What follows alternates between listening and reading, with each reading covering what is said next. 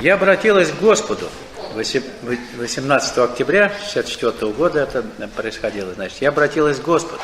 Все-таки почему бы мне не делать что-нибудь для таких вот людей, ну, которые в нее верят, для таких милых людей? Почему я не творю чудес? Мать говорит.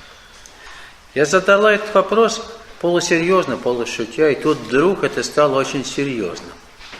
Внезапно божественное присутствие стало очень интенсивным, все стало очень серьезным, и я почувствовала, как что-то сказала мне совершенно однозначно, и это выразилось в словах: ты не должна обладать силами, потому что все должно совершиться иначе. То есть вопрос оккультных сил, почему мне не влиять на людей, чтобы их изменять там, только потому, чтобы все совершилось иначе. Законным путем, как называется, да? Остальное все это от лукавого, законным путем. Остаться один на один с силой. То есть можно продаться каким-то оккультным силам в ущерб главному, пытаться там кому-то помогать, что-то там отсрочить. Ну, знаете, так вот бывает. Что-то там изгнать кому-то, тоже вмешиваться в процесс кармический. Есть такая игра, можно в нее вовлечься, силы будут тебе помогать, и будут это, так сказать, ощутимо, реально. Но есть опасность, опять-таки прямая опасность, попасть во власть этих оккультных сил. Оккультные силы – это далеко не божественные силы. Они сильны, на плане материальном, физическом, они имеют власть, имеют силу, но задача наша совершенно другая. Не в смертной жизни что-то косметически подновлять, а в корне изменить вот это существование. И вот ей ответ этот пришел. Она задала этот вопрос. То есть, по сути, она должна быть примером духовной работы и нести людям свет, то есть врачевать душу, это основное. А уже, так сказать, если душа уврачуется, то и тело, и здоровье, все, соответственно, способно измениться. Начинать надо именно отсюда. И после услышанного ответа мать написала: к те, кто приходит ко мне с намерением получить льготы, разочарованы, ведь я не обладаю силами. И далее. И тут случилась почти фантастическая вещь. Целая армия враждебных сил была приведена к молчанию мгновенно. И атмосфера прояснилась, стало легче. У нее вообще произошло одно чудесное событие, дальше оно будет подтверждаться, что как только она отказалась от мысли каких-то там оккультных воздействий на людей, как все те враждебные силы, которые пытались постоянно, так сказать, ее третировать и подсуживать, они куда-то делись. То есть отказ от каких-то, так сказать, противоестественных способов воздействия на людей, искренний отказ, вот вроде пришло, мгновенно освободил ее от присутствия всякого рода враждебных витальных сил. То есть она почувствовала себя свободной от витальных нападок. То есть, по сути, она отказалась от последней привязки. Она много занималась оккультизмом, много. Когда мы читаем вот эти легенды раннего времени, вот годы, которые предшествовали этому моменту, там оккультных практик, оккультные фокусы, там она куда-то летала, ходила, кому-то там помогала, где-то в тонких мирах, занималась глупостями. И тут ей пришло осознание. С этим должно быть покончено. И тогда она освободилась вот от тех, так сказать, помощников враждебных, оккультных, которые крутят вот вокруг таких личностей. Услужливо. Вот это произошло чудо. Она говорит, мгновенно, как только я приняла вот это решение, армия враждебных сил была приведена к молчанию. Мгновенно. То есть все паразиты упорхнули. Она светом, так сказать, вот без всякой червоточинки, по сути, их нейтрализовала. Потом, хорошенько всматриваясь в это, я поняла, что это примесь в людских мыслях, в чувствах людей, в их подходе к духовной жизни. Просто катастрофа. Они всегда чего-то хотят, всегда чего-то требуют люди, всегда чего-то ожидают. На деле это постоянный торг. Ты мне, я тебе. Господь, дай мне. Вот я жду. Ждем. Хотим чего-то выторговать, хотим льготы какие-то получить. Есть такое? Есть. Если мы себя точно поймаем вот на этом, безусловно, оно так. Хотя мы говорим, да нет, я вот иду без привязанности, я там сдаюсь в руки этой силы. На самом деле, что-то хотим от нее. И вот она говорит, я поняла, что все вот эти враждебные силы, они вокруг этих людей роятся, которые чего-то хотят, чего-то требуют. И они паразитируют на этих людях. Хотящих, желающих, требующих. Они их кормят, эти силы враждебные. Очень важное открытие. Не хотеть, не желать, не требовать. Отдаться и полностью предаться в руки этой силы. Все, без вопросов. Вот тогда будет чистая работа. Чем раньше мы это для себя, так сказать, решим и делаем это искренне, тем результаты, безусловно, будут эффективные. Скорее, они скажутся скорее. Вот проблема. На деле, она говорит, это постоянный торг. Непотребность самоотдачи, непотребность раствориться в божественном, исчезнуть в божественном. Нет, они пытаются взять, получать то от нее, что они хотят, что люди хотят. Волей и неволей человек, становясь на этот путь, все-таки хочет чего-то добиться. Да? Ну, поначалу понятно, хотим там чего-то, да, добиться. Но как только ты всерьез начинаешь продвигаться по пути, так это становится серьезным препятствием. Вот то, что ты хочешь, то, что ты пытаешься достичь, то, что ты желаешь. Поначалу, наверное, это нормально, да, если вы что-то хотите. Витальное сразу же не исчезает, но потом вот эта витальная конструкция, вот эта вот формация, которая хочет, желает и выторговывает что-то у божественного, она становится очень серьезным препятствием. Человек останавливается, стоит на месте. Он не понимает, почему он стоит. Ведь я же все делаю, как говорили. Но вот это желание, это вот хотение, оно остается. Вот он тормоз. Хотя какое-то время идет продвижение, даже с этим. Потом раз, все. Смотри, почему. Ревизию проведи внутри. Что у тебя там? И вот это очень важный момент, на котором она делает акцент.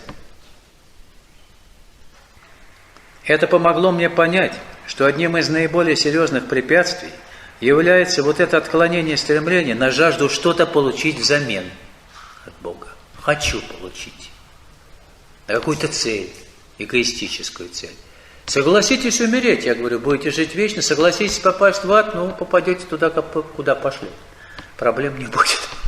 А вот хотеть, по максимуму, на неприятное не соглашается, на неприятное, так сказать, по человеческим меркам. Вот когда вы согласны на максимально неприятные по человеческим меркам, тогда происходит свобода, освобождение от всякого рода вот таких целей промежуточных. Этого хочу, так, ступенчато хочу, а потом хочу. Вот что хочу, чтобы то и было. То есть это не сдача, это не предание себя в руки этой силы, это торг, это торговля. Это высший пилотаж. Я сейчас говорю о том, что на поздних этапах совершенно недопустимо. Но чем раньше вы это поймете, тем лучше будет. Там все, это препятствие, вы остановитесь. Даже в духе, родившись, потом будет что-то еще ждать, когда бессмертное тело наработается. Это парадокс. Хотя не парадокс, а вот те формации, которые нас связывают с этим земным миром, с человеческим хотением и желанием сохранения смертной жизни, они, безусловно, очень цепко в нас укреплены. Цепко, они въелись прямо в нас. Это не значит, что ты будешь равнодушным. Ничего не хочу. Да вот ничего не хотеть, тогда весь мир твой. А если чего-то хочешь, значит, ты зауживаешь свои интересы. Понятно, да? Если чего-то хочешь, ты же сужаешь. А так вот все твое. Без остатка. Парадоксально. Если чего-то хочешь, то ты сужаешь поле. Все. Вот этого я хочу. А остальное ты не видишь, все остальное это в сумме. Оно и есть в жизни. Это есть бытие. Ты лишаешь себя бытия, нормального, свободного, хотя чего-то. И тебе кажется, вот это важно. Бессмертие я хочу здоровья там, или еще что-то. Хочешь здоровья, и что? Хочешь здоровья, получишь здоровье, погубишь душу. Вместе с телом и душа в тартарары полетит. Да? Получишь здоровье? Получишь. И с ним туда и пойдешь. Как тот, желающий сберечь там это самое тело, потеряет и тело, и душу. Вот желающий, так сказать, душу свою сберечь, тот и тело сохраняет. Но кто не отклоняется? Так вот, самоотдача, совершенно чистое стремление, которое не ждет никакого результата, совершенно свободное от всякой идеи о результате, стремление в его сущности чистоте, свободное от примеси эгоистического сознания, такое нечасто встречаешь у людей. Нечасто. Если она видит, что мало людей искренне готовы предаться Божественному. Всегда они имеют какую-то по человеческим меркам цель. Ну, сразу это не получается, честно, я могу вам сказать. Редко у кого сразу все получается, но надо по мере продвижения по пути все-таки это осознавать. Вот если ты какую-то цель меркантильную все-таки преследуешь, пусть самую возвышенную, то надо осознавать, что это то, что тебе в дальнейшем или уже сейчас начинает мешать продвижению. Чем раньше вы на это обратите внимание, тем, в общем-то, более успешным и более эффективным будет ваше продвижение. Слово «льготы» употреблено обдуманно. Вот льготы, желают получить льготы люди. Это специально, оно действительно означает льготы. Тебе помогает осуществлять необходимый прогресс. Это замечательно, но они-то хотят получить результат, не проходя пути. Но только это невозможно, именно этого и не должно быть. Люди хотят получить сразу, в одно мгновение, там, исцеление от чего-то, результат, духовное рождение получить или еще там что-то. Ну, масса всяких у людей целей бывали, стать там здоровым и богатым, преследуются какие-то цели. И в одно мгновение, ничего не делая, желают получить, чтобы от кого-то. И сейчас поэтому паразитирует масса этих чудотворцев всяких, так сказать, черт знает что, извините меня, которые в газетах вам публикуют, что они тебя от всего спасут, все эти оккультные мистики, шарлатаны. Вот они паразитируют на сознании людей, хотящих ничего не делав получить. Палец о палец не ударив, получить то, что они хотят. То есть есть почва, есть спрос, есть предложение. И неудивительно. Иначе бы это не плодилось. В основном от религии люди всегда ждут именно этого, льгот. В любой религии Бог – это божество, которое должно оказывать людям услуги. Я в тебя верю, и поэтому ты должен для меня сделать вот это. И это формулируется не в такой примитивной форме, но так по сути. Верующий в Бога все-таки от него хочет. Чего-то такого материального, мирского, обычного. Естественно. Не соединиться с ним, не стать его инструментом послушным, не предаться его воле, а вот что-то хочет от него. Поэтому Бог – это вот то, что должно выполнять требования людей, которые в Него якобы поверили. Но верит только тогда, когда Он какой-то результат тебе дает. А если Он тебе ничего не дает, ты хочешь, Он ничего не дает, какой там Бог? Нет этого Бога. Все, очень простая арифметика здесь. Здесь нет стремления, чтобы тебя вели в пути, чтобы делать именно то, что требуется для трансформации. Чудес и привилегий нелогичных и бессмысленных вещей – вот чего они ждут от Бога. Вместо того, чтобы желать возрастающего прогресса у вас божественного, то есть роста божественной души, трансформации, нет. Вот оставаться теми же, все с собой сохранить, но то, чего хочется, получить от Бога. Все. Это психология человека, который якобы верит в Бога. Ну, в своего Бога там. В своего он не якобы верит, он в него действительно верит, наверное. По мере возможностей. Она это замечательно развенчивает. И мы должны к себе как приглядываться, если мы сейчас выбрали что-то, слово Бог или божественное употребляем, то, наверное, надо в каких категориях, в каких отношениях мы с ним соотносимся, что нам от него надо.